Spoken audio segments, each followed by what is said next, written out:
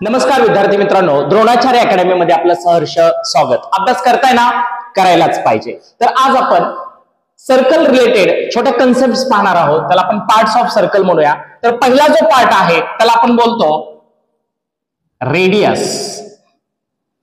दुसरा जो पार्ट आहे त्याला आपण बोलतोय, जो सेंटर मधून पास होतो, डायमीटर। तिसरा पार्ट म्हणजे लेंथ ऑफ सर्कल, त्याला आपण सर्कम्फरन्स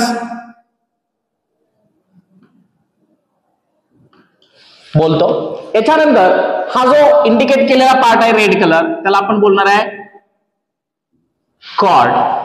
हा जो पार्ट आहे त्याला आपण बोलतोय आर्क।